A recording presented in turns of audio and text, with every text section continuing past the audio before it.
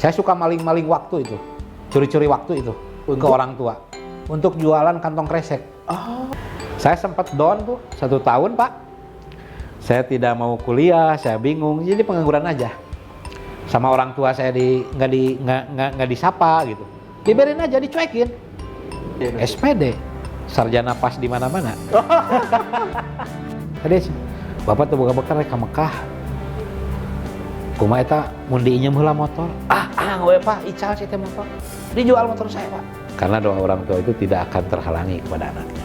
Saya bisa tamat kuliah, Pak, dari pulsa. Oh iya bener. Saya bisa nikah dari pulsa. Termasuk saya bisa bangun rumah waktu kuliah itu dari pulsa, Pak.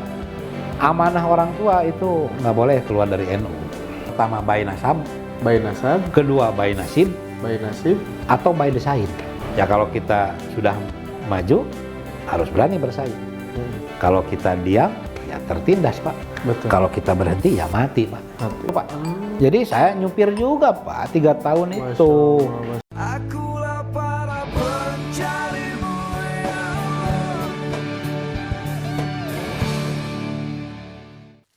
Allah. Assalamualaikum warahmatullahi wabarakatuh.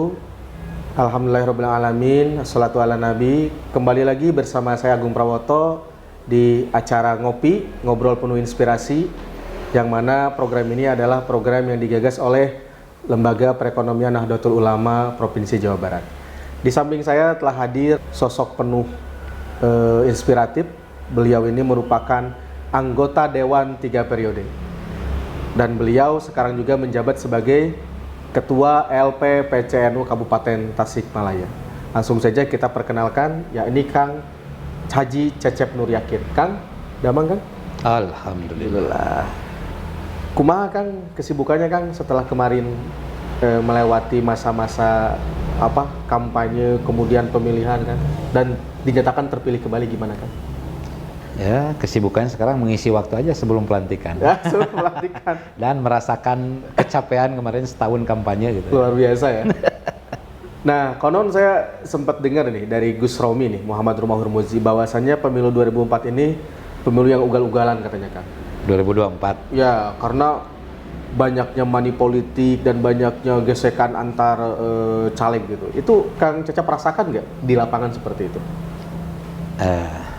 Sangat saya rasakan.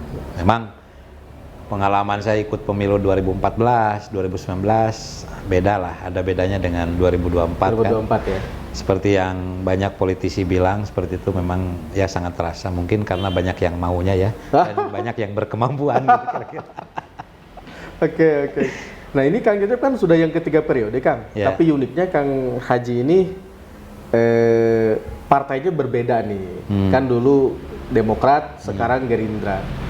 Ini dari perpindahan partai ini merasa ada kesulitan tidak ketika kampanye ke konstituen ke bawah gitu?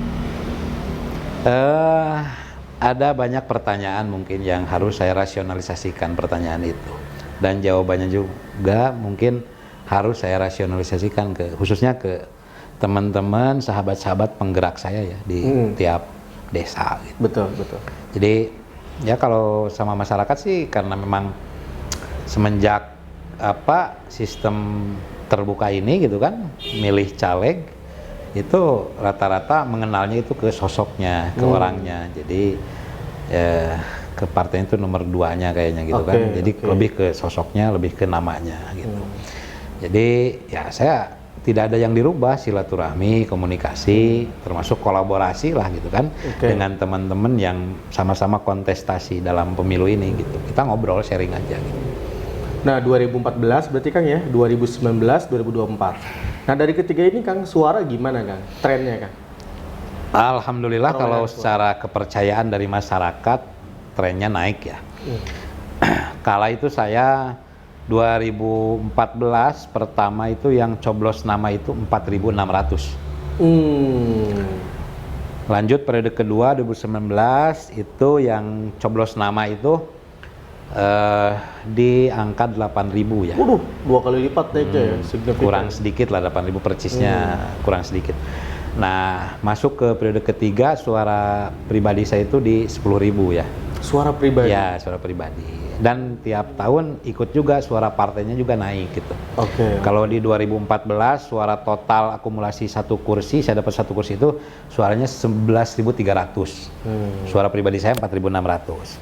2019 itu akumulasi suaranya itu 19.000 kurang.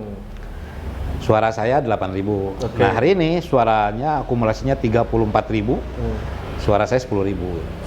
Jadi 34 berarti berapa dua kursi, Kang? Di dapil iya, Kang, itu di dua. dapil saya 2 kursi. Oke.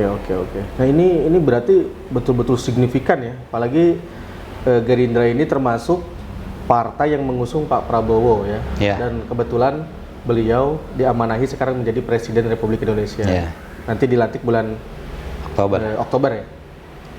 Nah ini Kang kira-kira setelah Akang kemarin 2 periode, sekarang periode ketiga, apa sih harapan cita-cita kedepannya di periode ketiga ini? Akang mau melakukan apa untuk Kabupaten Tasikmalaya ini? Saya dari periode ke periode itu sebenarnya pada prinsipnya jadi wakil masyarakat itu adalah bersuara ya. Oke. Menyuarakan apa yang menjadi aspirasi dari warga masyarakat. Ya kompleks lah gitu kan. Ketika kita mau fokus satu itu juga nggak bisa juga, karena ketika sudah turun ke lapangan itu berbagai permasalahan, berbagai aspirasi dari warga masyarakat itu dititipkan ke kita. Iya. Nah artinya kita difasilitasi reses gitu kan tiap tahun. Nah itulah tempatnya kita bersuara di lembaga DPRD. Apapun konteksnya itu ya. Saya mau fokus di mana? Saya fokus 3 hal, tugas fungsi sebagai anggota DPRD. Yang pertama, fokus saya di legislasi. Karena DPRD ini adalah salah satu tugasnya adalah memproduk legislasi.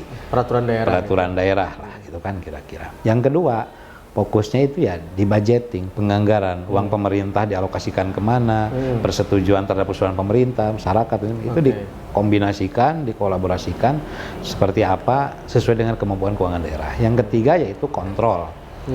Ya kontrol itu kan umum ya, bisa kita silaturahmi lewat pengajian, kita silaturahmi resmi secara kelembagaan ke desa-desa, ke kecamatan atau ke kantor dinas manapun gitu, atau ke lembaga pendidikan, ke lembaga apapun yang ada di masyarakat.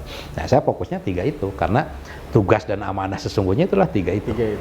Bukan yang lain-lain lah intinya ya. Bukan yang lain-lain, karena kita diamanahi jadi wakil masyarakat itu, jadi anggota DPRD ya harus fokus pada 3 itu. Bagaimana kita bersuara tentang legislasi yang dibutuhkan oleh masyarakat, oleh pemerintahan. Bagaimana kita bersuara tentang prioritas anggaran. Yang ketiga, bagaimana kita melakukan action-action silaturahmi dan komunikasi dengan berbagai leading sektor, terutama dengan masyarakat. Itu. Berarti Kang Haji ini ketika pertama kali jadi anggota Dewan itu pada usia 30? Ya, saya dilantik 30. Masya Allah, teman-teman masih muda banget 30 tahun waktu itu. Itu kebayang nggak Kang bisa jadi anggota Dewan? Punya cita-cita nggak dulu gitu? Sederhana, ketika saya aktif di Ikatan Pelajar Nahdlatul Ulama, saya kan aktif di IPNU Kabupaten Tasikmalaya sampai di Jawa Barat kan. Ketika saya mau membentuk pengurus tingkat PAC atau komisariat gitu, itu di IPNU kan seperti itu. Nah, kita sering dibantu oleh senior-senior kita. Apalagi banyak senior juga yang memang udah jadi lah gitu. Jadi anggota DPRD. Saya kok terinspirasi ya, termotivasi. Besok lusa saya yang harus membantu teman-teman. Oke. Nah, di samping itu pula karena saya selain aktif juga di IPNU, saya juga mencoba merintis perusahaan dagang lah kira-kira begitu. Diajar dagang. Dan saya memang terbuka kenalan ya dari hasil khidmat di IPNU itu gitu. Jadi banyak motivasi, banyak apa gitu kan, sehingga saya berpikir harus bisa juga gitu. Dan ternyata Allah menakdirkan dan Allah membuka jalannya, tapi lucu juga jalannya gitu. Liku-liku Kang ya? Lucu juga gitu jalannya, kaliku gitu. Tidak seinstan yang dibayangkan. Iya. Nah itu Kang ketika periode pertama di komisi apa Kang? Saya periode pertama full 5 tahun itu saya di Komisi 2. Bagian Komisi 2 itu di Kabupaten Tasikmalaya itu adalah bagian perekonomian dan keuangan. Cocok lah ya. Nah, saya di Komisi 2, saya duduk di AKD, di Badan Anggaran dan di Badan Musyawarah. 5 tahun tuh saya full. Di Bamus ya berarti. Iya, Bamus dan Banggar gitu. Komisinya di Komisi 2. Fokus masalah ekonomi, pertanian, peternakan gitu kan. Oke. Gitu. Nah, pas periode kedua, Periode kedua saya diamanahi oleh partai itu menjadi ketua Bapemperda.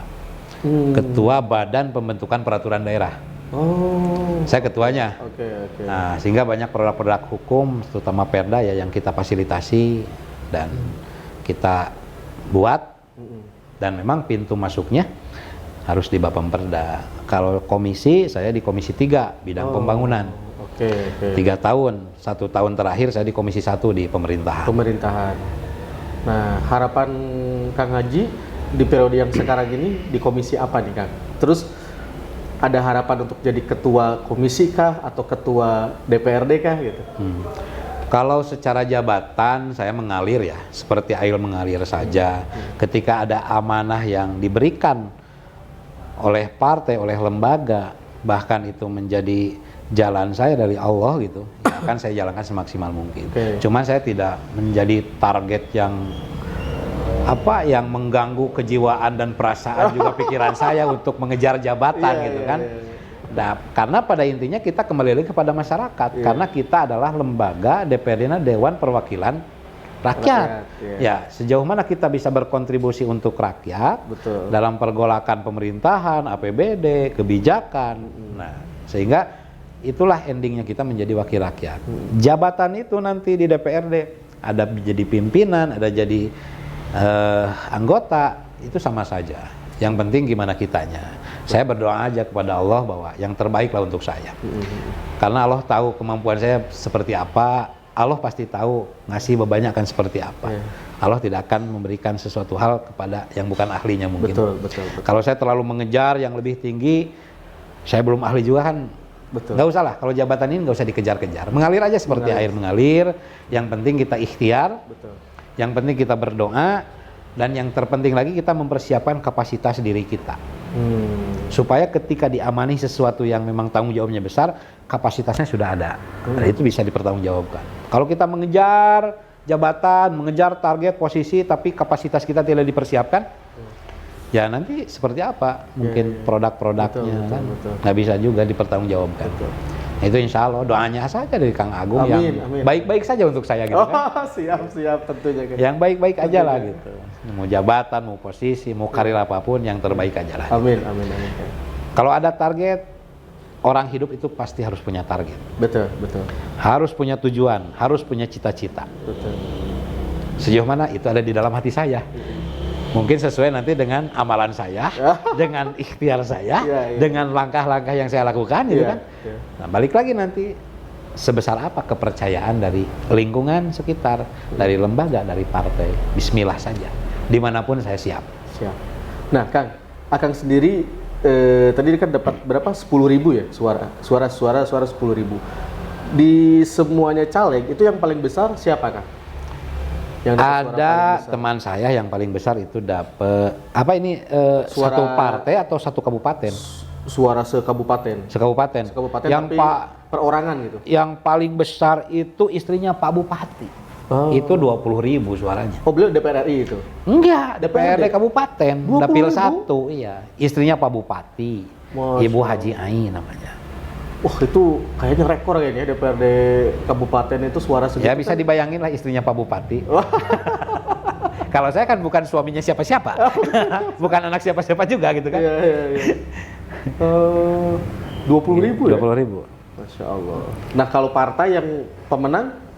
Kalau partai pemenang, partai saya, Gerindra. Partai kita. Berapa kursi, Kang? Itu 9 kursi. 9 kursi. Total dapat suara hampir 206.000 ya sekabupaten. Oke. Nah, ini kita kan teman-teman kebetulan acara ngopi ini juga kita disponsori oleh A Lot of Coffee Al-Fathu. Jadi A Lot of Coffee ini adalah kopi terbaik ya yang ada di Jawa Barat, khususnya di Kabupaten Bandung. Oh gitu. Itu Kang Haji Andris. Dicoba dulu, Kang. Sponsor ya? Sponsor Al-Fathu, Kang. Luar biasa. Terima kasih Kang Haji Andris. Luar biasa nih rasanya ini. Gimana Kang? Enak nggak, Kang? Luar biasa. Luar biasa. Memang kopi Jawa Barat ini tidak ada duanya. Apalagi kopi Kang Andris ya. Iya, luar biasa ya. Nah Kang, kan kita kadang-kadang lihat orang tuh sekarangnya, tidak melihat prosesnya ini. Kang Haji Cecep ini sebenarnya dari latar belakang keluarga bagaimana sih? Dari mulai kecil, gitu kan, kehidupan seperti apa, melewati pendidikan bagaimana? Bisa diceritakan nggak Kang buat motivasi buat teman-teman semua? Kalau bercerita dari awal tentu banyak sedihnya ini. Perjalanan. Oke lah, saya singkat saja bercerita. Masa kecil saya itu dari lahir sampai kelas 4 SD itu di Kampung Ciawi, Desa Bojonggambir, Kecamatan Bojonggambir, di ujung Tasik sana. Di perkebunan teh. Termasuk kabupaten ya ini? Kabupaten Tasik. Oke. Makanya dapil saya di sana kan. Yang asli dari sana itu ibu. Nah, karena ibu usianya pendek, ya, saya harus ditakdirkan oleh Allah tidak punya ibu semenjak kelas 3 SD. Jadi saya kelas 3 SD sudah ditinggal ibu. Sudah piatu ya. Kelas 4 saya tinggal bersama ayah dan pindah ke Singaparna di rumah nenek itu sampai kelas 6 SD ya. Nah, perjalanan saya itu dari kecil itu saya SMP di Cipasung. Cipasung. SMP Islam Cipasung, SMA Islam Cipasung. Ngajinya di Cipasung sebentar, di pesantren Cipeuneuy, di Pak Kiai Haji Oman. Iya. Terus di Badrut Tamam, di Borolong. Yang banyaknya saya sebenarnya ilmu-ilmu agama ini langsung dibidani saya itu oleh bapak saya sendiri. Yang baru kemarin almarhum juga gitu kan. Baru kemarin. Udah 100 harinya lah kurang lebih. Jadi saya itu unik juga ya, kalau dulu saya nggak kebayang akan jadi anggota DPRD juga, karena yang ada di pikiran saya itu saya ingin menjadi pengusaha. Justru cita-cita dari kecil itu ya? Dari kecil, makanya saya kalau dulu kan di Bojonggambir itu ada pasarnya itu 1 minggu 2 kali, hari Senin sama hari Kamis. Saya suka maling-maling waktu itu, curi-curi waktu itu. Ke orang tua untuk jualan kantong kresek. Kalau libur sekolah itu saya mau jualan kantong kresek karena saya akan dapat margin, akan dapat untung. Kresek unyil dulu. Iya. Saya suka jualan itu. Kalau pas hari Senin sama Kamis ada libur sekolah. Pas satu saat saya ketahuan, saya dimarahin sama ibu. Ngapain kamu jual-jual itu? Ada yang bilang ke orang tua. Karena saya ingin punya uang sendiri. Cita-citanya seperti itu. Singkat cerita, lulus SD, saya masuk SMP. Nah mungkin karena memang saya tidak punya lagi ibu ya, jadi kemandirian itu sudah tercipta semenjak ya ibu tidak ada. Ya kadang saya nyuci sendiri gitu kan, masak SD. sendiri. Kadang kalau lapar, kalau nggak ada ibu kan, bapak kan suka nggak ada di rumah kan, kemana gitu kan. Ya masak gitu kan, lapar ninyuh mie lah gitu kan, kira-kira kan, paling minimnya atau ya, jajan ke depan, jajan pecel gitu kan. Tahu pecel? Ya ada si pecel. Lotek. Ya lotek. Dan seperti itulah jadi. Nah maka terbentuk kemandirian itu semenjak SMP, yang faktanya itu semenjak SMP saya itu tidak sama orang tua tidak dikasih jajan. Kalau mau jajan saya harus kerja. Kerjanya di mana? Memang dulu bapak saya itu buka wartel, warung Telkom. Dulu kan banyak tuh. Musim ya. Tahun 96 lah. Saya masuk SMP tahun 96. Jadi pas saya jam 1 keluar SMP, keluar sekolah, saya naik angkot ke Cikeleng. Saya nunggu wartel sampai sebelum maghrib. Maghrib saya pulang ke rumah ngaji sama bapak. Subuh ngaji, gitu aja. Nah, kalau dapat hari Minggu saya senang, pasti saya dapat giliran jaga full dari pagi.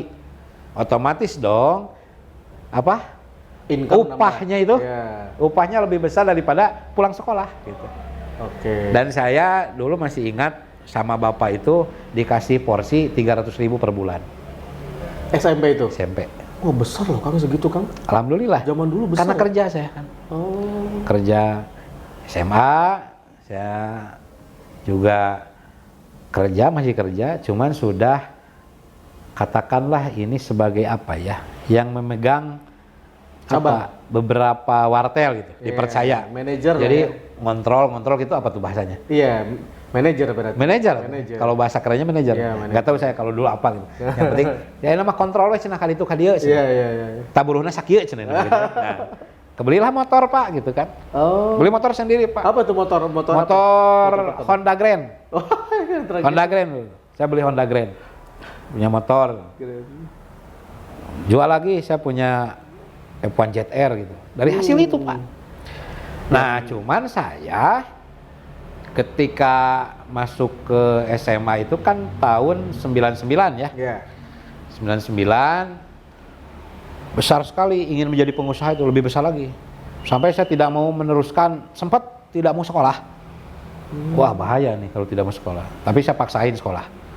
Dan alhamdulillah bisa sekolah juga, masuk SMA Islam Cipasung. Kerja masih di wartel 2002 sampai 2002. Lulus SMA-an Itu wartel masih? masih ada. Oh. Masih ada.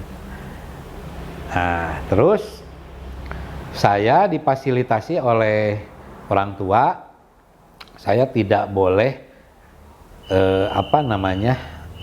meneruskan itu di Indonesia. Oh, kuliah. Harus kuliah di luar. Karena apa? Karena ada paman saya juga kuliah di luar. Ada anak uas saya juga kuliah di luar. Jadi inginnya bapak saya juga, karena saya ngomong mau terus jadi pengusaha, takutnya bapak saya itu takut saya nggak mau kuliah, nggak mau sekolah kayaknya. Makanya harga mati harus ke sana Pak. Kemana itu? Timur. Saya harus ke Timur Tengah, harus ke negara Saudi. Oh, Arab Saudi. Bekas universitas paman saya. Harus meneruskan ke sana. Saya difasilitasi paspor sama visa. Iya. Nah, tetapi mungkin karena takdirnya belum baik buat saya ya kira-kira. Allah mungkin tahu yang terbaik. Saya gagal berangkat, Pak. Apa itu? Kenapa kan bisa? Jadi 2002 itu dulu sedang gencar-gencarnya teroris. Oh. Maka pernah ada penamaan terhadap kita itu adalah sarang teroris, benar nggak? Betul, betul. Benar nggak? Betul. Dulu tuh 2001, 2002. Sehingga visa tulab itu, visa pelajar itu nggak keluar, Pak. Jadi kalau visanya pekerja Keluar. takut apa-apa kan? Kira-kira begitu. Iya, iya. Nah, artinya saya gagal berangkat, Pak. Mungkin karena apa ya, nggak tahu faktornya apalah gitu kan. Gitu. Saya sempat down tuh 1 tahun, Pak. Saya tidak mau kuliah, saya bingung, jadi pengangguran aja. Sama orang tua saya nggak disapa gitu. Dibiarin aja, dicuekin. 2002 bertepatan dengan itu, bapak saya itu merintis bikin sekolah. 2002 itu. SMP Asopa namanya. Oke. Kalau yayasan udah ada. Alamatnya di mana tuh? Di Kampung Cilampung Hilir, Desa Cilampung Hilir, Kecamatan Padakemang, Kabupaten Tasikmalaya. SMP Asopa Ya. 2002 bikin sekolah kan. Saya nggak ditanya, Pak.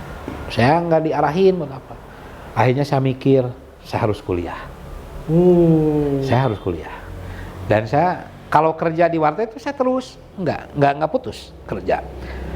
Karena wartel 2002 itu sudah mulai redup, 2003 apalagi gitu kan, pas saya masuk kuliah. Sudah masuk HP ya, handphone. Nah itu, saya masuk ke Universitas Siliwangi di Tasikmalaya, ke Unsil. Karena saya ingin ditanya lagi oleh orang tua, saya bingung mikir jurusan, Pak. Iya. Sisi lain saya senang ekonomi, Iya. di sisi lain ayah pendidikan ya. di keluarga sedang merintis pendidikan. Iya, iya. Kebayang nggak sama Pak Agung? Iya. Saya nyari Pak ke Unsil yang menjadi fakultas keguruan dan ilmu pendidikan yang ada mata kuliahnya ekonomi apa, saya lihat-lihat semua. Ternyata dapat juga namanya pendidikan ekonomi. Oh, ada. IPS ada ternyata. Oh, ada ya? Ada. Fakultas keguruan dan ilmu pendidikan Jurusannya? Jurusan pendidikan ekonomi. Oh, baru dengar saya. Ada itu di UPI juga ada.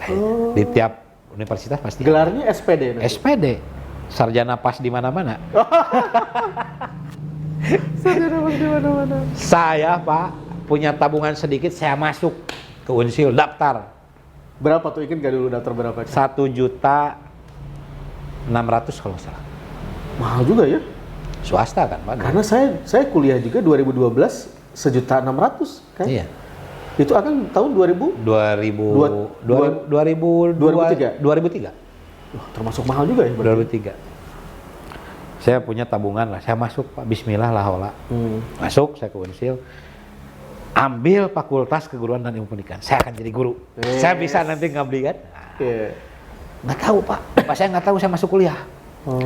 Setahun baru saya ditanya, kuliah di mana? Unsil. Buka duit di mana? Ayah, Pak, tabungan gitu kan. Saya berpikir dari sana. Saya jualan pulsa, Pak. Oh. Wartel agar redup, Jual pulsa. saya jualan pulsa. Ini all on apa? All operator itu ya? Saya pertama jualan pulsa karena modalnya terbatas, saya masih voucher, Pak. Oh, voucher PC. Yang digesek yang tuh, Pak. digesek, Yang ya. nominal 50.000 dulu, masih ingat. Dari mana saya dapat jalan itu? Ada seseorang tetangga, tetapi dia itu santrinya paman saya. Santrinya paman saya, sering berkunjung ke paman dan saya kenalan. Saya tahu dari paman saya, dia itu bisnisnya bisnis pulsa. Oke. Saya tertarik dong, saya dekatin. Nah, akhirnya ngasih peluang ke saya. 3 bulan berjalan, saya lagi nunggu counter itu sama wartel. Saya ditetangi oleh 2 orang, namanya Yuncong dan Titi.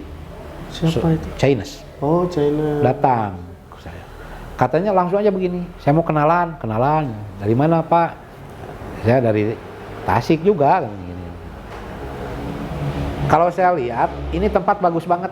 Kata orang Cina itu. Kata orang Cina itu. Dapatnya Yungcong. Oh, bagus gimana? Bapak kan udah jualan pulsa ya? Udah, ini cuma segini.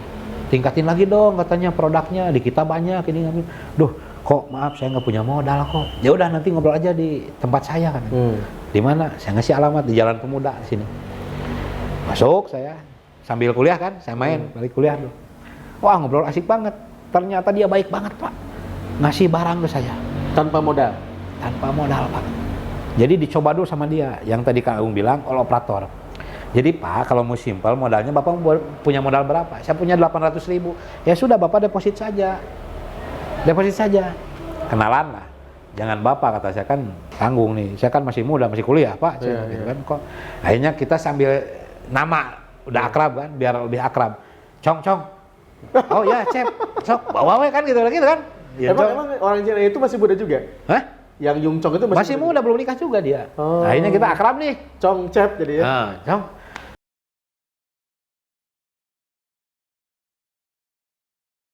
Mau hajian kan?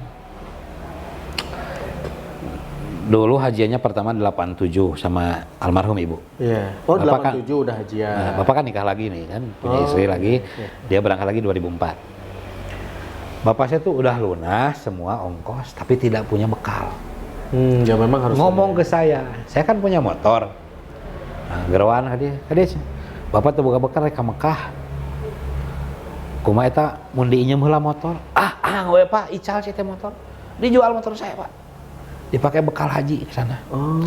Sampai 3 hari mau berangkat manggil ke saya. Kadieu cenah. Kadenya sholat, ngaji, ulah tinggalin. Sok rek dagang mah, rek diajar usaha. Didoakan ku Bapak sing jadi pengusaha, ai yang jadi pengusaha. Insya Allah bakal maju. Kitu unggul. Tak doana ieu. Oh, dikasih doa. Dikasih. Amalan. Dikasih, Pak saya. Beda santri NU mah. Jadi karena Bapak saya itu adalah seorang mentor saya, guru saya. Iya. Selain orang tua ya. Karena saya terus terang, saya dididik langsung oleh orang tua. Bahkan dulu kan sekarang ada pengajian online kan. Ada pengajian online sekarang kan. Iya, Ada video call apa gitu kan, telekonferensi. Dulu mas saya waktu SD, Pak, karena Bapak saya sering di Singaparna, saya di Bojonggamir. Dulu itu ngaji saya pakai brick, Pak. Harus nalar juz ama itu pakai brick, Pak. Jadi kalau Bapak tidak ada, saya dites pakai brick. Brick gitu. HT? Iya, brick itu, orari kayak gitu. Jadi emang saya udah ngalamin gaji online dari semenjak kelas 1 SD itu. Oke. Saya kan target 30 harus tamat gitu. Waktu SD itu. Waktu SD itu. Dan saya pernah jadi juara nalar Juj Ama tingkat kabupaten, hafiz juara Quran, ketiga, hafiz Quran. Lagi kelas 1 SD, Pak. Yes. Kelas SD. Ikutan musabaqah Jadi tilawah.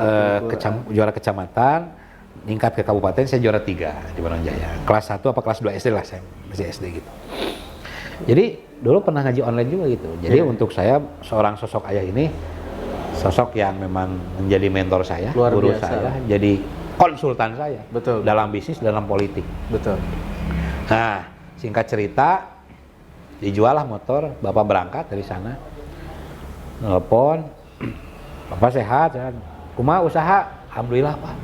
Dan ternyata Pak, setelah didoakan oleh orang tua, apalagi di makom ijabah mungkin, itu Pak yang jual HP ke saya banyak Pak. Jual HP. Omset saya itu meningkat sampai beratus persen Pak, ajaibnya. Jadi omset saya yang tadi saya bilang lagi belajar cuma 300.000, 10 juta. 2004, 2005 itu Pak omset itu sampai 250 juta Sebulan. per minggu Pak. Per minggu. Per minggu Pak. Itu tuh Jadi bentar. semenjak Bapak lagi di sana saya mapping tempat-tempat wartel yang akan apa ya? Karena wartel sudah sepi, saya kasih produk itu Pak. Oh, jadi buka konten. Jadi dari jaringan saya jaga wartel, saya suka nganter Bapak dulu ke relasi-relasinya. Kan banyak dulu wartel di tiap kecamatan Pak. Saya isi aja Pak pulsanya karena saya punya pemodal koyunco.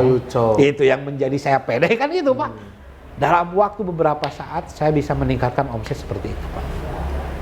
Apalagi setelah Bapak pulang, ya 2004, 2005 itu sampai 2006 itu puncaknya saya. 250 juta Pak per minggu. Karena yang ngambil dari saya pun berapa? Hampir ada 80 outlet Pak. Saya dimodalin orang sini. Koyucong itu. Iya. 2006 ya berarti. Kebayang nggak saya ambil barang hari Rabu, dibayar hari Selasa Pak. Seminggu kan? Seminggu. Saya dikasih waktu kan? Luar biasa untuk membisnis. Begitu, saya tidak kenal bank Pak, tidak pinjam ke bank, hanya kepercayaan saja. Begitu. Jadi dalam 3 tahun itu alhamdulillah. Nah makanya saya juga bersyukur sama orang tua itu saya tidak difasilitasi modal dalam bentuk uang gitu kan, tidak difasilitasi dalam bentuk perusahaan langsung gitu kan, tapi saya benar-benar dikasih support, motivasi dan yang doa. paling berharga itu adalah doanya Pak. Karena doa orang tua itu tidak akan terhalangi kepada anaknya. Itu yang saya rasakan sampai hari ini. Nah, jadi kalau saya lihat kemarin wawancara ketua LPNU PW Jabar, itu dari pulsa agak persis dengan saya perjalanannya. Saya bisa tamat kuliah Pak dari Gara-gara pulsa. Oh iya benar. Saya bisa nikah dari pulsa. Termasuk saya bisa bangun rumah waktu kuliah itu dari pulsa Pak. Kang Agung nggak percaya, jadi seakan-akan ini secara singkat oleh Allah dikasih kepercayaan kepada saya. Jadi waktu kuliah itu saya bangun rumah Pak selama 2 tahun. Bangun ruko Pak. Saya ngeridit motor Pak, sampai hari ini motornya ada Vario Pak. Saya punya mobil bak, sejarah saya masih ada mobilnya. Saya kredit mobil Kijang, saya kredit. Masih ada mobilnya? Mobilnya masih ada. Luar biasa.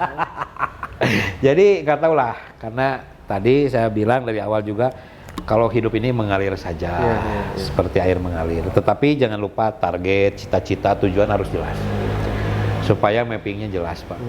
Dan nggak tahu kan rezeki. Betul. Serba seperti itu. Cuman luka-likunya saya pernah ketipu Pak. Nah, waktu lagi gimana nih konter. ceritain ketipunya Kang? Jangan manisnya terus nih. Pernah Pak, waktu itu saya tergiur oleh HP murah. Oke. Ada yang nawarin HP 10 unit, harga 1.600.000 per unitnya. Kan harga pasarannya hampir 2,5 juta, 3 juta. Berarti Akang juga selain jual pulsa tuh udah jual beli HP juga ya? Nah, seiring dengan perjalanan itu, Semenjak Bapak pulang dari sana, konternya saya gedein. Karena dimotivasi juga. Gedean atuh cenah dagang teh. Kata Bapak. Kata Bapak teh geus alus dagang teh. Ah, bismillah. Saya ngeling lagi dengan tukang aksesoris.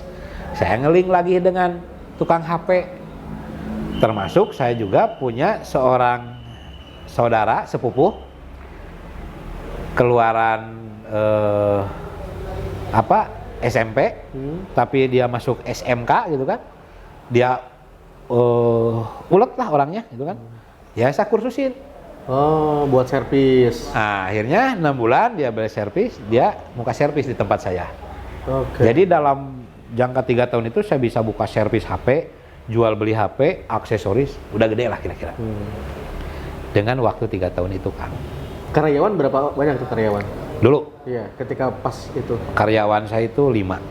Terus tadi ketipunya gimana tadi HP? Nah, ketipu itu HP ketipu. Jadi karena HP-nya ditawarin murah dengan sejenis itu, ya akhirnya HP-nya nggak ada gitu kan, uang nggak ada. Oh, ditransfer dulu uangnya. Dikasih Pak uangnya. Uangnya dikasih. HP-nya jelek-jelek semua. Oh, HP-nya ada, cuma jelek-jelek semua gitu. Jelek-jelek semua. Itu. Aduh. Ketipunya di sana kalau di pulsa. Alhamdulillah yang lain-lainnya lancar lah. Termasuk ada, karena kan saya jual pulsa lagi ke konter-konter ya, yang lain. Ada yang ngambil gitu ya. deposit. Yeah. Ada yang tidak bayar, ada yang ini bon, nota, tidak lunas juga ada lah. Gitu. Oh, sama Kang Haji itu diutangin. Iya, karena udah deket. Nantilah uangnya, tapi enggak gitu.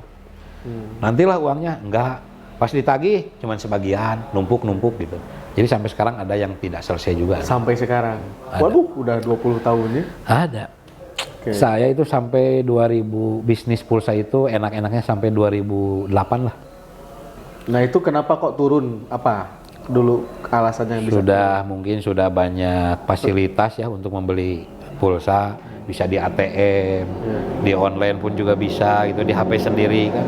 Jadi memang sudah dimudahkan fasilitasnya sehingga saya tidak begitu konsen dan fokus untuk mengurusi bisnis itu lagi.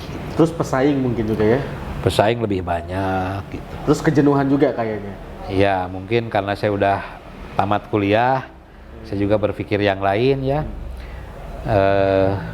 Berpikir yang lainnya itu karena tadi akses saya aktif di IPNU gitu kan, banyak akses pejabat, saya tergiur jadi pemborong.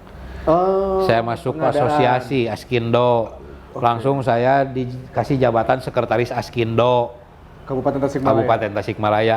Saya bikin CP terasik dalam dunia proyek. Jadi 2008, 2007 saya tamat kuliah, 2008 saya ngerintis CP Gudang Kurnia namanya. Apa itu kok Gudang Kurnia itu filosofinya apa itu?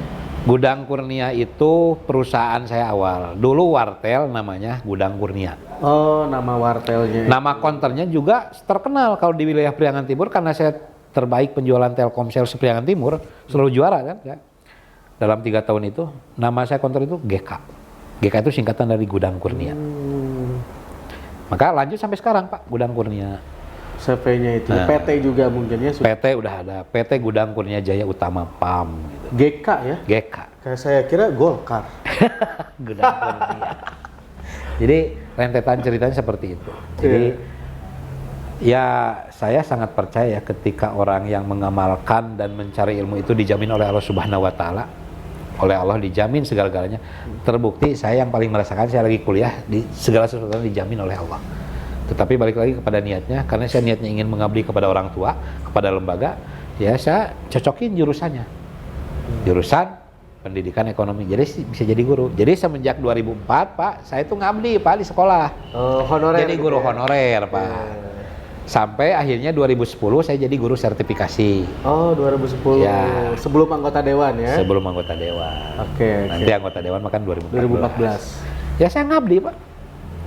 Cuman dikasih honor 50.000 ya saya ngabdi karena saya udah punya penghasilan, enjoy aja. Gitu. Nah, terus itu di pengadaan itu apalagi kan? Maksudnya setelah itu gimana Nah, perkembangannya? 2008 saya ikut dinamika kan, lelang apa gitu kan, pendekatan kepada pemerintah, pendekatan kepada senior-senior. Ya alhamdulillah saya selalu dapat pekerjaan. Selalu dapat pekerjaan, ya, saya mungkin lebih nyaman di sana ya. Betul. Tetapi dengan waktu yang bersamaan saya punya tugas juga gitu. untuk merintis perusahaan LPG di tahun 2009 ketika ada konversi dari minyak tanah. Oh, dimulai dari situ Ya, perusahaan LPG ada itu. peluang. Saya pertama beli tabung dulu 50 biji, saya jualan, saya ngambil dari orang, berjalan, kok asik ya gitu kan. Nah, sampai hari ini saya ngerintis, bikin perusahaan, alhamdulillah lah, sampai hari ini berjalan. Sekarang sudah punya berapa pangkalan kan, berapa agen gitu? Sekarang grup saya itu, karena saya terus terang grup nggak sendiri-sendiri, saya grup lah gitu. Karena banyak kerjasama dengan teman itu kan. Ya hari ini yang di grup saya itu kurang lebih ada 5 perusahaan. 5 perusahaan. Ya, ada 5 agen LPG lah kira-kira. Dan itu kolaborasi dengan teman gitu. Yang contoh PT Hasan Basri, saya saham terbesar. Yang di PT Nugrahani juga saya komisarisnya. Yang PT Energi juga ikut, PT Cahaya Gumbira gitu kan. Dan ada satu PT lagi, PT Sukmana. Ya, saya ikut di sana. Oke.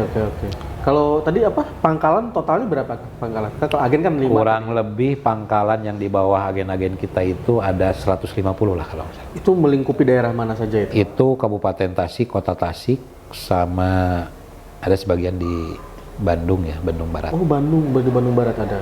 Oke. Terus selain dari bisnis itu, apalagi nih bisnis yang Kang Haji jalankan selain itu? Itu saya 2008 merintis di konstruksi sampai 2014. Karena saya 2014 dilantik, malu lah kalau saya lagi bisnis masih irisan dengan pemerintah. Saya malu gitu. Nggak enak. Takut ngepel ngahuapan karep. iya, Saya berhenti. iya. Jadi saya jadi pemborong itu dari 2008 sampai semenjak keluar kuliah sampai 2014. Saya udah lepas. Nah, saya konsen di LPG dari 2009, alhamdulillah sampai sekarang. Baru 2018 ngembangin travel umroh gitu, dan haji sama teman di Jakarta. Nah, terus saya ngembangin 2021 itu di peternakan. Oh, apa ayam? Ayam pedaging sama ayam petelur. Oh. Iya. Oke di 2021 ya? Baru 2021. Ada berapa ekor Kang yang sekarang di ini kan di kandang? Baru 40.000 lah. 40.000. Target kita di lingkungan itu 100.000. Sekarang lagi dibangun bertahap gitu ya, satu lagi, sehingga populasinya mudah-mudahan tahun ini sampai 100.000 lah. Oh, itu ayam pedaging itu akan dengan motongnya apa dibeli orang yang motong? Saya itu cuman ngurusnya aja, ngegedein gitu kan. Jadi kita kerjasama dengan pertama dulu dengan Carun Popan, sekarang dengan PT New Hope. Mereka kan kasih DOC-nya dikasih, pakannya dikasih, hasil panennya diambil. Jadi kita menyediain kandang aja. Oh. Kandang sama anak kandang. Berarti kalau kayak gitu kan sebenarnya siapapun bisa ya bekerja sama dengan PT itu Bisa ya? lah, selagi dia punya kandang, dia punya anak kandang, bisa. Maksudnya anak kandang tuh? Yang ngurus ayam. Oh. ABK. Sambil minum ya ABK. Iya, bahasanya anak kandang ya. Nah. Bahasanya ya. Oke. Nah, itu untuk pembuatan kandang sendiri modal berapa Kang? Yang tadi akan 40.000. Yang kapasitas 40. Ya. Itu kira-kira kalau invest dari mulai nih, dari tanah gitu. Iya. Tanah sama ini. Ya kalau buat kandangnya lah ibaratnya Kalau kandangnya aja ada 2. Kalau pakai kayu sama pakai baja WF, besi WF. Itu beda. Kalau pakai kayu itu budget 1 miliar itu clear dapat kandang. 40.000. Untuk kapasitas 40.000. Ditambah alatnya. Oh, alatnya juga ya. Alatnya 1 M lagi lah, kira-kira 2 M udah selesai. Kalau pakai WF itu bisa sampai 3,5. 3,5. Hampir 2 kali lipat ya? Iya. Oke. Begitu, Bang. Jadi Oke. ya bisnis aja lah gitu, bismillah lah Allah gitu. Nah, Kang, tadi kan latar belakang ya, kemudian lika-liku perjalanan hidup Kang Haji dari kecil, bisnis berintis. Kang Haji juga saya lihat juga aktif di organisasi kewirausahaan ya, HIPMI ya, HIPMI, LPNU, HPN. Ini kita berbicara HIPMI dulu nih, HIPMI. Kang, HIPMI mulai tahun berapa Kang masuk Kang dulu? Saya masuk anggota HIPMI itu tahun 2010 kalau saya. 2010. 2010 masuk HIPMI anggota, terus 2012 saya dipercaya jadi sekretaris Oke. di kabupaten. 2015 saya jadi ketua umum HIPMI di kabupaten. 2020 saya jadi pengurus di Jawa Barat OKK Oh, sama SBK. sama SBK. 2023 kemarin saya dilantik jadi pengurus pusat Oke. bidang 4. Oh, kalau di Jabar kemarin jadi bidang apa, Kang? Sama SBK? Satu OKK Oh, kakak bidang kakak. 1. yang ngondisiin muscap-muscap se-Jawa Barat kita. Oh, oke. Timnya oke, OKK. Oke. Terus di BPP sekarang di bidang 4. Bidang 4. Apa itu bidang Perindustrian dan perdagangan. Us, nyambung lagi nih. Nyambung terus perekonomian nih. Gitu Pak Agung. Terus ya berbicara tentang HIPMI, menurut Kang Haji sendiri, peran HIPMI bagaimana sih untuk meningkatkan angka pengusaha di Indonesia itu, apakah sudah optimal atau belum gitu peran HIPMI sendiri? Yang kalau dilihat optimal dan tidak optimalnya bagaimana kita memandangnya dari sudut pandang apa gitu kan. Kalau dari sisi sudut pandang pengusaha jelas HIPMI adalah organisasi yang sangat strategis untuk dimasuki. Oke. Karena namanya juga himpunan pengusaha. Dan di HIPMI ini bukan hanya pengusaha, calon pengusaha pun juga bisa Oke. masuk HIPMI. Karena HIPMI itu adalah slogannya pengusaha pejuang, pejuang pengusaha, pengusaha. gitu kan. Betul. Termasuk organisasi manapun. Saya itu dari semenjak kecil organisatoris, masuk Aktivis selalu ya? aktif saya. Apa, Kang? Organisasi apa saja? Coba sebutin, Kang. Kalau Saya dari pelajar OSIS, OSIS. masuk OSIS ya. Dari SMP OSIS, sampai tingkat kuliah saya juga pegang himpunan jurusan ya, ketua jurusan Oh, Himprospek. ketika kuliah. Ya. Terus ikatan pelajar, IPNU ya. IPNU kan. Saya masuk Ansor, setelah IPNU Ansor. Ansor. Sekarang saya di LPNU, di PCNU. Makanya amanah orang tua itu nggak boleh keluar dari NU. Harus aktif di NU. Karena dulu kakek saya juga NU. Pejuang NU ya. Pejuang NU. Ayah saya pengurus NU gitu kan. Maka saya harus jadi NU. Nah, salah satu mengabdi itu ya bolehlah jadi pengurus.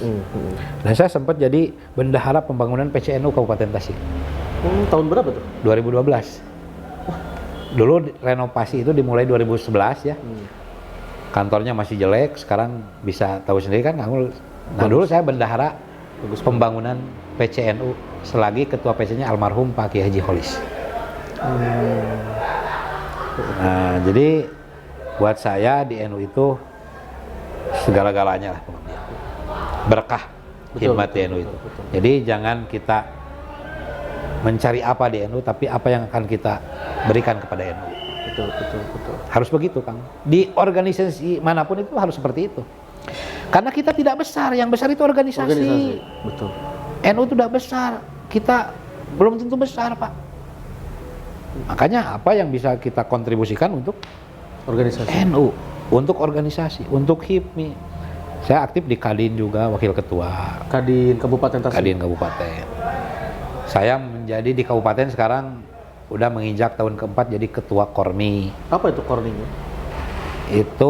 Kormi itu adalah olahraga tradisional, Pak. Oh. Komite Olahraga Masyarakat Indonesia. Oh, ada ya? Ada KONI, ada KORMI. Oh, oke. Kalau KONI mah prestasi, kalau KORMI mah rekreasi. Dan saya baru saja kemarin jadi ketua umum PBPSI Poli, Pak. Oh, Kabupaten Tasik. Kabupaten Tasik.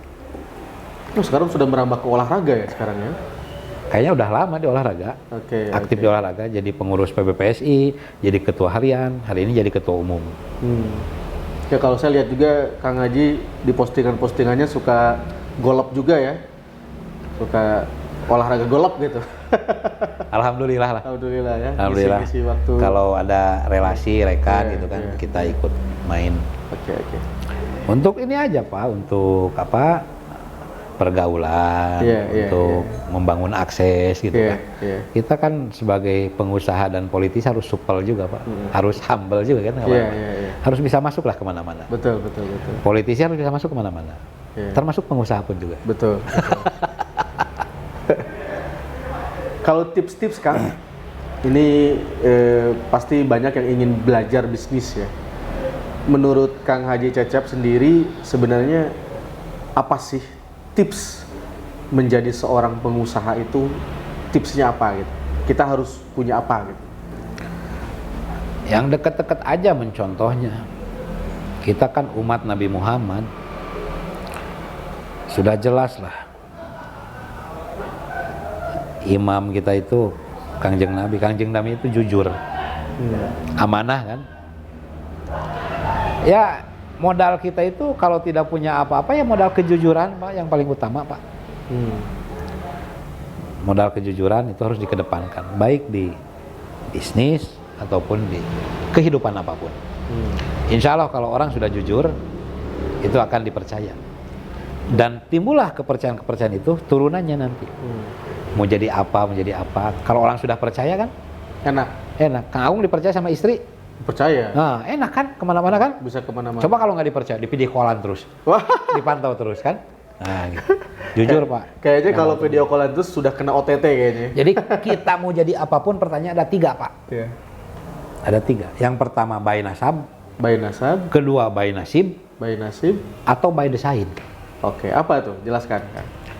Saya kira-kira jadi pengusaha LPG misalnya. Apakah by nasab atau by nasib atau by desain? Kira-kira saya by nasib Pak. Karena dulu orang tua saya tidak dagang LPG. Benar, jadi nasib. Saya nyiptain sendiri itu. By nasib Pak. Oke. Gitu kan. Ada juga yang by nasab kan.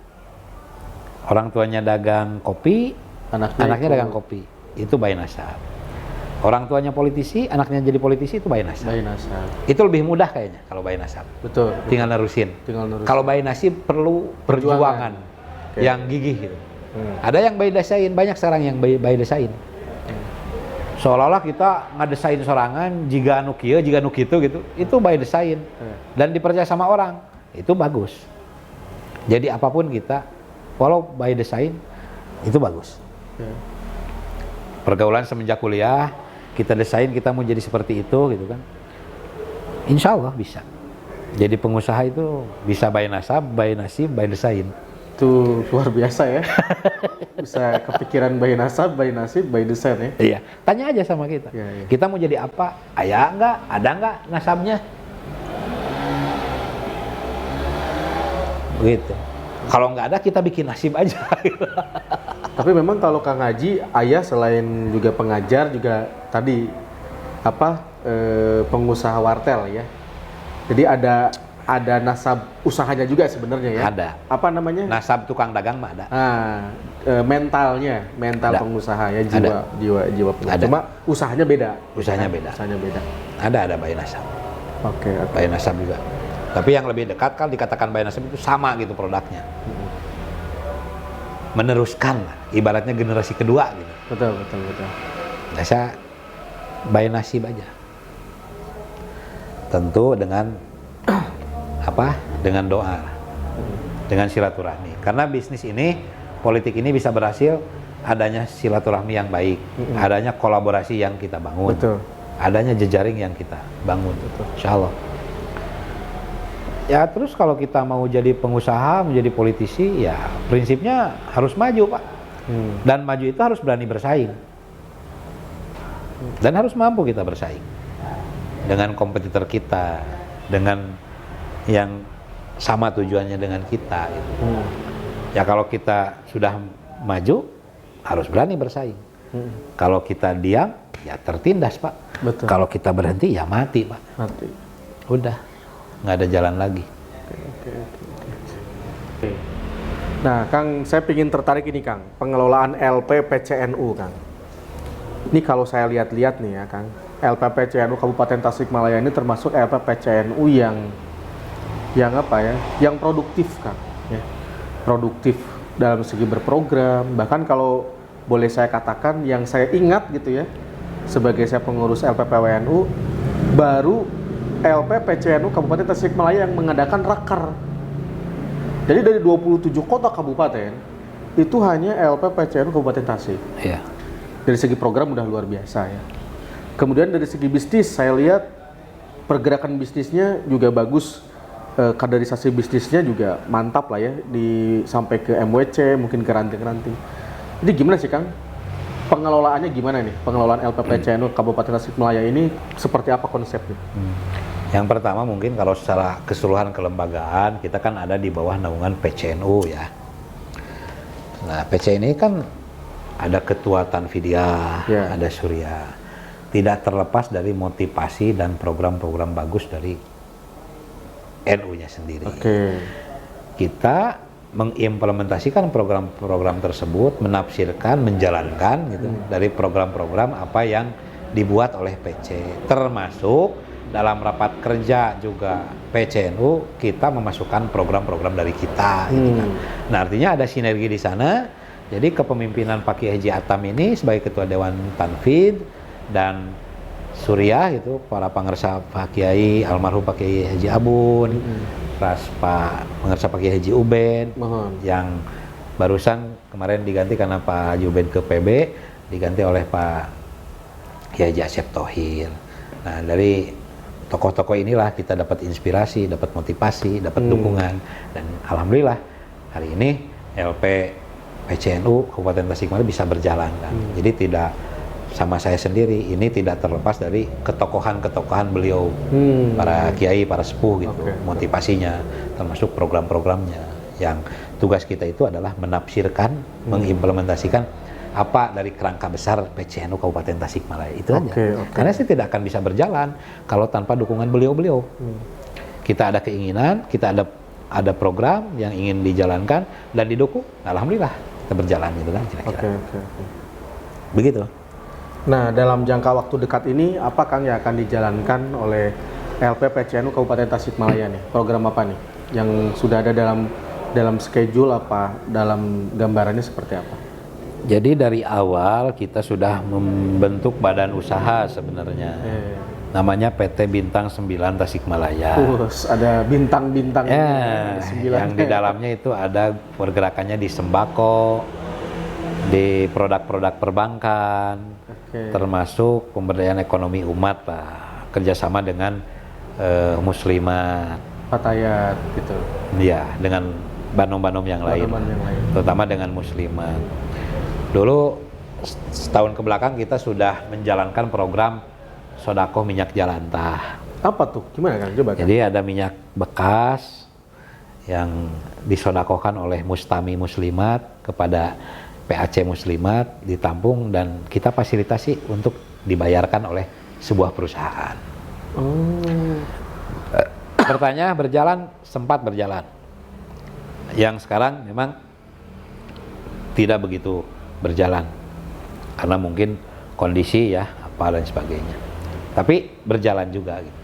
Yang kedua, masalah sembako kemarin kita sudah mencoba, kita paket sembako di hari raya dan itu berjalanlah bersama para MWC, banom yang lain gitu. Nah, terus kita juga membuka produk karena mungkin saya basicnya di LPG. Tidak ada salahnya saya memberikan kemanfaatan secara peluang kepada warga Nahdien untuk yang membuka pangkalan-pangkalan LPG. Dan ini ada juga yang sudah berjalan. Contohnya di Kecamatan Tanjung Jaya itu oleh Pak Tayat itu berjalan. Yang lain-lainnya ke depan mungkin saya akan mengoptimalkan aja program yang sudah dijalankan. Tidak muluk-muluk lah. Bagaimana kepengurusan kita ini sampai 2025 tahun depan itu programnya bisa berjalan, bisa dijaga gitu, dan mungkin bisa ditingkatkan. Betul. Ya mudah-mudahan juga nanti bisa kolaborasi dengan LPPWNU, Kang ya. Nah, itu yang saya harapkan. Seperti itu kolaborasi karena suatu keniscayaan itu harus kita jalankan kolaborasi antara PC, PW dengan PB. Karena sesuai dengan hierarki pemerintahan juga kan seperti itu. Ya alangkah baiknya sih konsep-konsep yang dari PCNU juga bisa diakomodir oleh PW, bisa difasilitasi, atau ada bahkan program turunan dari PB, dari PW untuk kita laksanakan di kabupaten. Gitu. Bahkan ini mungkin ini juga kan salah satu bentuk kerjasama ya antara LPPWNU dengan LPPCNU Kabupaten Tasikmalaya. Ini Kang Haji kita sudah suplai tas kulit. Ini asli dari kulit. Ini ada embossnya Lembaga Perekonomian Nahdlatul Ulama Kabupaten Tasikmalaya. Nah, ini salah satu program kerjasama Ya. Kang ya antara LPPW dengan LPPCNU Tasikmalaya. Nah, ini juga selain itu Kang, LPPWNU itu kita juga ada program selain perusahaan jaket kulit ya. Jadi jaket kulit ini tidak hanya tas Kang, jaket, ada sarung tangan, Ya. ada topi, Ya. ada sepatu, Ya. sabuk, pokoknya semua dari atas kepala sampai kaki itu semuanya diproduksi dari kulit. Oh iya. Itu kita bekerja sama dengan perusahaan Cool and Calm di Garut, Garut, di Bandrek. Ya. Itu dengan Haji Ujang Rahmat. Kemudian kita juga sudah MOU Kang juga dengan tadi A Lot of Coffee ya, dengan Kang Haji Andris. Beliau juga ada program unik Kang, namanya Es Kopi Indonesia Kang. Ini nanti kali-kali akan kalau ke Bandung harus mampir nyobain es kopinya. Ya. Ini pun kita akan jadikan kemitraan yang mudah-mudahan bisa di 27 kota kabupaten es Bagus, kopi Indonesia iya. ini. Oke. Unik lah pokoknya. Kemudian kita juga Kang sudah MOU dengan Kang Ali Abdurrahman. Itu pengurus LPPW juga. Ada dua program yang menarik juga Kang ini. Namanya Apa Bosku. Bosku itu belajar usaha sambil sekolah atau kuliah. Jadi Kang Ali ini melihat peluang bahwasannya banyak generasi muda yang ingin belajar usaha tapi tidak ada wadahnya nih. Kadang-kadang semangatnya tinggi, modal susah. Yeah. Semangatnya tinggi, wadahnya nggak ada. Semangatnya tinggi, jaringannya nggak ada. Nah Kang Ali ini membuat Bosku lah. Jadi belajar usaha sambil sekolah atau kuliah. Jadi bagaimana LPPWNU ini akan memberikan beasiswa gratis kuliah kepada seluruh calon-calon mahasiswa-mahasiswi di Jawa Barat khususnya. Tapi juga selain dari itu juga akan diberikan pembelajaran wira swasta. Bahkan langsung diajarkan bagaimana cara usaha dari Bosku itu. Yeah. Nanti program itu berkembang ke MWM, Maslahah Wal Mursalah. Nanti itu Kang Haji Cacap bisa nanti ngobrol-ngobrol panjang loh tentang program itu. Siap. Kemudian LPPW juga Kang, kita juga ada program kerjasama MOU sudah dengan Raja Sembako Jawa Barat, yaitu Kang Haji Agus Ahen Koswara. Beliau itu punya PT Ahen Anugrah Indonesia. Itu beliau memproduksi minyak goreng, garam, gula pasir, gula kawung, air mineral, pokoknya segala macam bentuk sembako, ya, termasuk beras, bapokting lah, bahan pokok penting. Itu Menarik itu. Beliau memproduksi. Dan itu pun akan coba kita pasarkan ke 27 kota kabupaten. Kita sudah MOU juga. Oke. Kemudian Kang, kita juga sudah MOU dengan Raja Ikan Nusantara. Nah, ada Nusantara-Nusantaranya nih. Jadi, Raja Ikan Nusantara ini yaitu Bapak Haji Rukman Jaya. Beliau ini adalah seorang pengusaha ikan. Pengusaha perikanan lah. Beliau siap mensupport untuk program ini Kang, distribusi ikan ke pesantren-pesantren se-Jawa Barat. Dari mana itu? Dari Bandung. Bandung. Dari Pasar Ciroyom dan Pasar Caringin. Pesantren kan butuh ikan Kang, ya. Ya. Kan untuk makan santri kan kadang-kadang ayam, ada ikan, ya, Ya. ada sayur Ya. gitu kan. Nah ikannya akan coba kita pasarkan lewat Raja Ikan Nusantara ini, lewat Pak Haji Rukman. Apa saja sih? Ikan tongkol, bandeng, cumi, udang, lele, ya, gurame, nila, pokoknya lengkap Kang. Semua perikanan ada. Bahkan kalau mungkin ketemu dengan Jokowi ditanya 10 nama-nama ikan bisa menjawab. Dapat sepeda. Nanti mas sama Prabowo ditanya. Nah sama Prabowo. Nanti sama Prabowo bukan nama-nama ikan kayaknya ya. Nama yang lain. Nah kemudian Kang selain itu juga kita juga bekerja sama dengan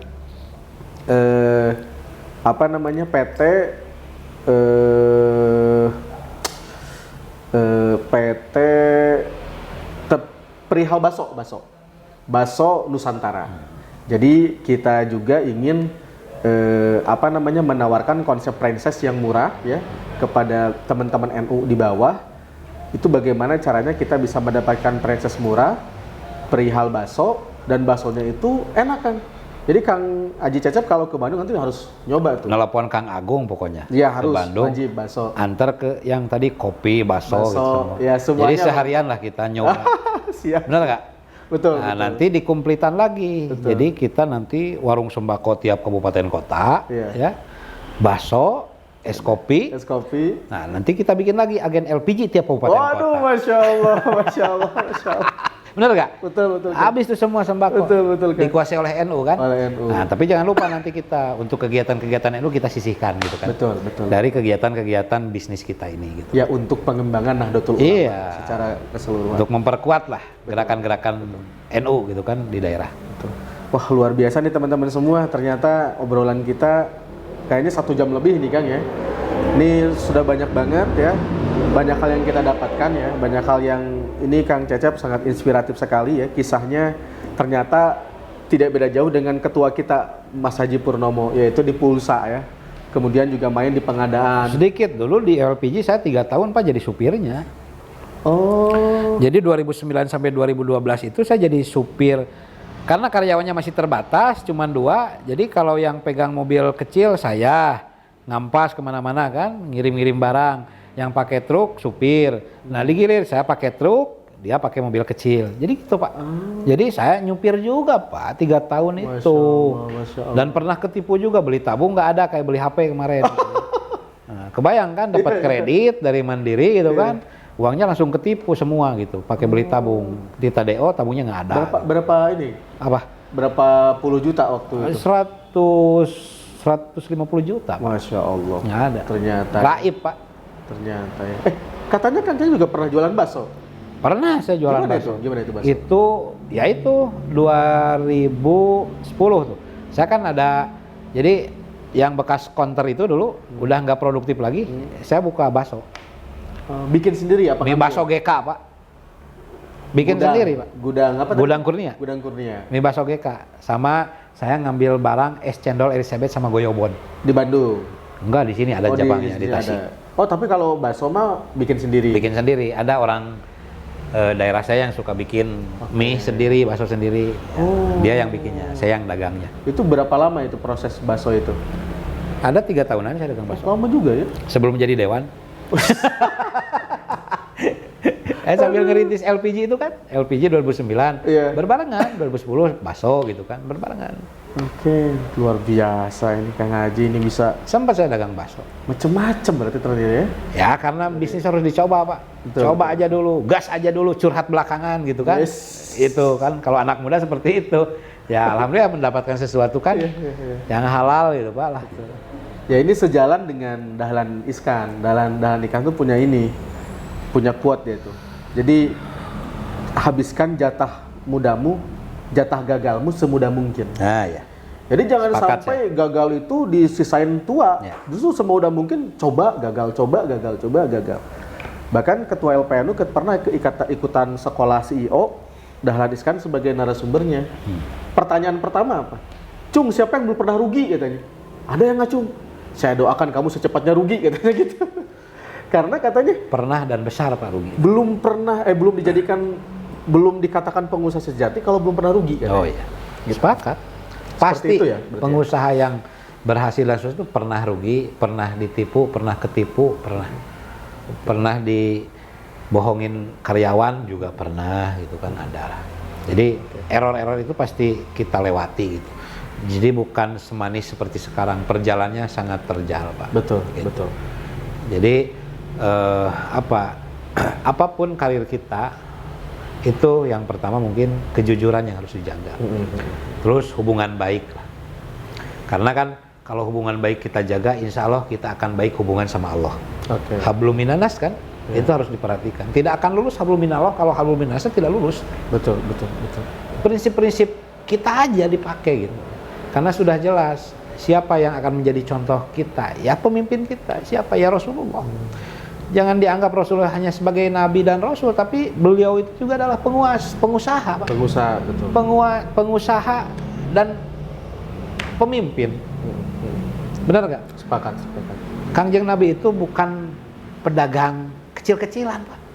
Sudah pedagang pengusaha lintas negara, Lintas Pak. negara. Dari sejak kecil. Iya, Pak. Modalnya apa? Jujur, Pak. Gitu, Pak. Sepakat nggak kalau begitu? Betul. Itu aja gitu. Dan di dunia ini tidak ada yang gratis, Pak. Semuanya perlu diperjuangkan. Kecuali syahadat, Pak. Kalau dari depan. Kecuali sadar.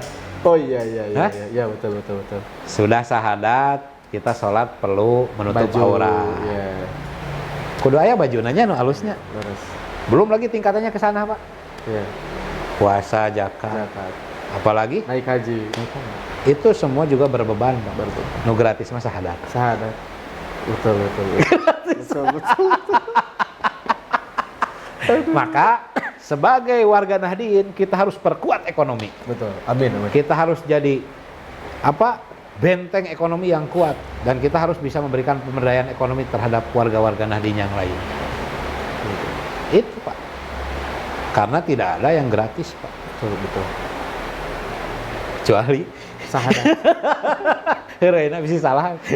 Tolong diralat. Luar biasa nih Kang Haji ini. Ini sebenarnya masih banyak yang ingin saya tanyakan sebenarnya. Tapi waktu juga yang memisahkan kita. Ya mudah-mudahan nanti next time Kang Haji yang ke Bandung ya. Siap. Nanti kita keliling ke mitra-mitra LPNU. Ya mudah-mudahan tadi niat-niat kita untuk membuka bisnis di 27 kota kabupaten Allah berikan kemudahan. Kalau sembako insya Allah dalam waktu dekat saya akan akses itu. Oke, siap Kang. Akan segera lah. Siap. Mudah-mudahan ini menjadi program utama Jawa Barat Amin. untuk kolaborasi bisnis di sesama LPNU. Sama LPNU. Ya karena harus dimulai dulu oleh kita. Kalau tidak ada yang memulai ya tidak akan ada yang ikut. Tidak akan ada yang ikut. Betul. Harus dimulai dulu. Betul. Dan kita harus berani maju, harus berani bersaing dengan yang sudah ada. Betul, betul. Itu prinsip hidup. Berani maju, harus berani bersaing. Oke. Mau maju, harus berani bersaing. Kalau kita diam, kita tertindas. Kalau kita mundur, ya mati saja, Pak. Betul, betul. Udah ada, nggak akan ada apa-apanya. Ya mending kita bismillah, kita maju babarengan. Bener nggak? Kolaborasi, bener nggak? Hah? Iya, iya. Maju babarengan, Pak, insya Allah. Dan insya Allah kita siap bersaing. Siap. Waduh, luar biasa ini. Ada tagline Musdahipmi ini. Baik teman-teman, kiranya pertemuan podcast pada sore hari ini kita cukupkan sekian. Terima kasih atas atensinya. Mudah-mudahan kita bertemu di lain kesempatan dengan narasumber-narasumber yang tidak kalah inspiratif seperti Kang Haji Cecep Nur Yakin. Kang Haji atau nun pisan Kang Haji. Siap, sami-sami. Mohon maaf ini telah mengganggu waktunya. Tidak. Ya, saya doakan Kang Haji nanti lancar sampai pelantikan. Amin. Kemudian lancar dalam mengemban amanah dari rakyat Kabupaten Tasikmalaya. Amin, amin, amin. Sekian, wal-afu minkum, wallahul muwafiq illa aqwamit thoriq. Wassalamualaikum warahmatullahi wabarakatuh. Waalaikumsalam warahmatullahi wabarakatuh.